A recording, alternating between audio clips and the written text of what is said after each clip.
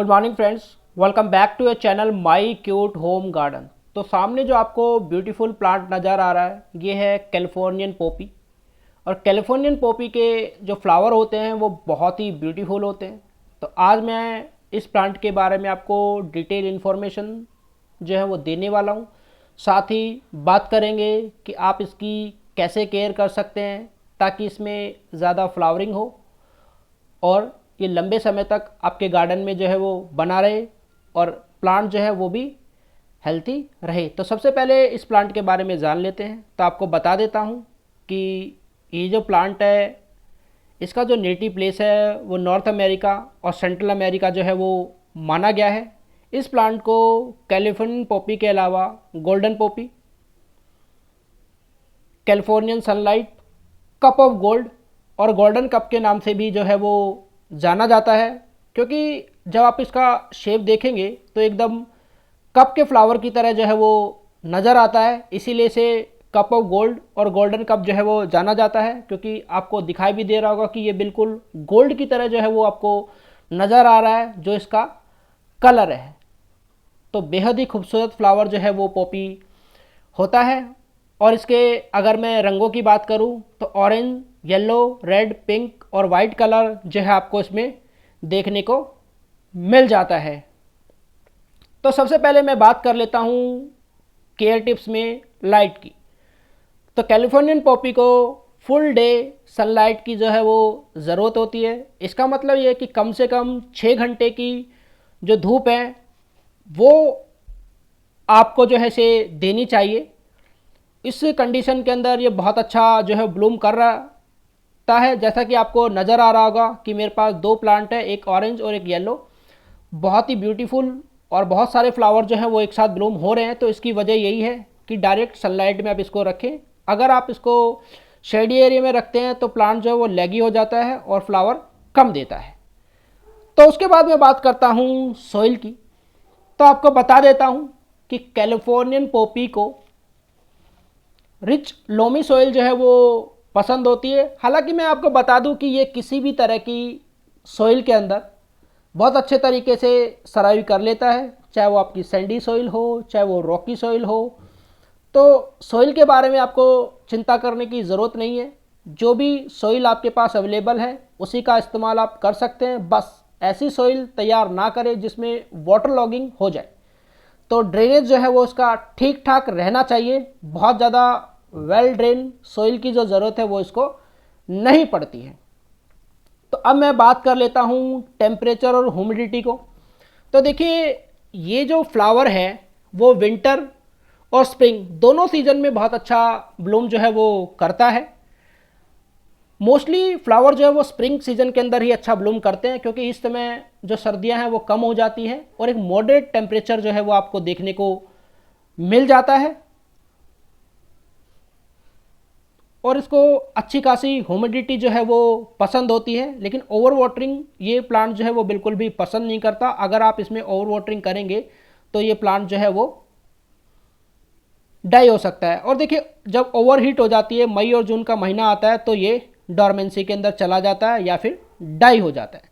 उसके बाद मैं बात कर रहा था वाटरिंग की। देखिए कैलिफोर्नियन पॉपी को जो है वो बहुत ही कम वाटरिंग की ज़रूरत होती है, क्योंकि ये ड्रॉट टॉलरेंट प्लांट जो है वो होता है। क्योंकि जो स्टेम इसकी आप देखेंगे पूरी तरह से ग्रीन है। ऐसे में इस प्लांट को पानी का जो रिक्वायरमेंट है वो काफ़ी कम रहता है। अगर आपने ज़्यादा पानी डाल दिया है तो रूट रोट की प्रॉब्लम जो है वो आपको फेस करनी पड़ सकती है और आपका प्लांट जो है वो डाई हो सकता है। तो सॉइल के अंदर चेक करने के बाद ही पानी आपको डालना है। सॉइल जब कम्प्लीटली ड्राई अप हो जाए उसके बाद ही आपको उसके अंदर जो है वो पानी डालने की जो ज़रूरत है वो पड़ती है। तो पानी का विशेष ध्यान जो है वो आपको रखना है। ओवर वाटरिंग बिल्कुल भी नहीं करनी है।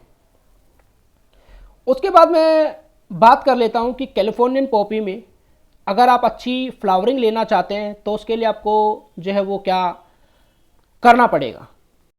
तो ज़्यादा ब्लूम लेने के लिए आप जो फ्लावर ब्लूम हुआ है उस फ्लावर की डेड हेडिंग कर सकते हैं। लेकिन फ्लावर को जो है आपको कहाँ से कट करना पड़ेगा वो मैं आपको बताता हूँ। फ्लावर को नहीं हटाना, यहाँ से थोड़ा सा नीचे जहाँ से पत्ते आने बंद हुए हैं, वहाँ से आप इस प्लांट की जो स्टैक है फ्लावर की उसको जो है वो रिमूव कर सकते हैं।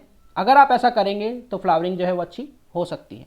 लेकिन अगर आप फ्लावर को, जो डेड हेड फ्लावर है उसको रिमूव नहीं करते हैं, तो उसके ऊपर आप देख पाएंगे कि इस तरीके के जो सीड पोड हैं वो बनने शुरू हो जाते हैं। तो ये आप पे निर्भर करता है कि आप ज़्यादा इसमें ब्लूम लेना चाहते हैं या फिर हेल्दी सीड जो है वो तैयार करना चाहते हैं। लेकिन जब फरवरी एंड और मार्च आ जाए तो फिर आप में इसको डेड हेडिंग नहीं करना चाहिए, सीड ही जो है वो कलेक्ट करने चाहिए। यही एक बेहतर ऑप्शन होता है और इस तरीके से आप हेल्दी सीड जो है वो इसके तैयार कर सकते हैं। तो आपकी चॉइस है कि हेल्दी सीड चाहिए या बहुत सारे ब्लूम जो है एक साथ चाहिए। वैसे शुरुआत में आपने देखा कि मेरे इस पे जो है वो बहुत सारे ब्लूम जो है वो थे। अब मैं बात कर लेता हूँ फर्टिलाइज़र की। तो देखिए, आपको बता देता हूँ कि कैलिफोर्नियन पॉपी को किसी भी फर्टिलाइज़र की ज़रूरत जो है वो बिल्कुल भी नहीं पड़ती है।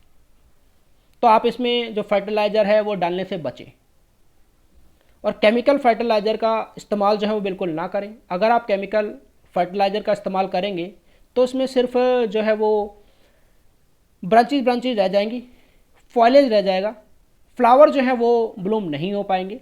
तो इसीलिए अगर आप डालना चाहते हैं तो गोबर की खाद वो भी बहुत ही कम क्वांटिटी में आप डाल सकते हैं। केमिकल फर्टिलाइज़र का इस्तेमाल जो है वो आपको बिल्कुल भी नहीं करना है। इस चीज़ का आप हमेशा ध्यान रखिए।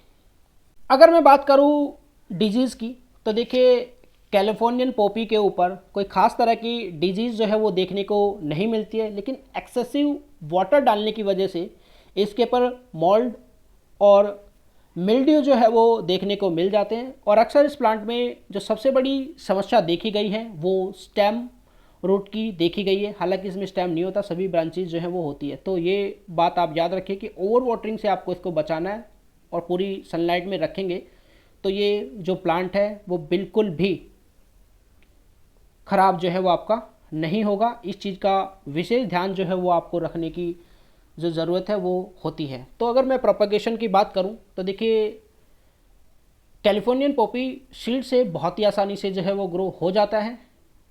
कटिंग से मैंने कभी ट्राई नहीं किया है क्योंकि कटिंग तो मुझको इसकी नज़र ही नहीं आई कि कहीं पे कटिंग भी हो तो उसको लेके मैं ग्रो कर दूं। तो सीड से बहुत ही ईजिली जर्मिनेट हो जाता है और जल्दी ही फ्लावरिंग ये करना शुरू कर देता है। अगर मैं कुछ वैरायटी की बात करूं तो कैलिफोर्नियन पॉपी में आपको कैलिफोर्नियन गोल्डन, मिशन बेल और गोल्डन वेस्ट के वैरायटी जो है वो देखने को मिल जाती हैं। तो उम्मीद करूंगा कि ये वीडियो आपको पसंद आया होगा। अगर आपको ये वीडियो पसंद आता है तो इसे लाइक कीजिए, कमेंट कीजिए, शेयर कीजिए और चैनल को सब्सक्राइब करना ना भूलें। बेल आइकन ज़रूर प्रेस करें। Thanks for watching my video and we will meet in next video.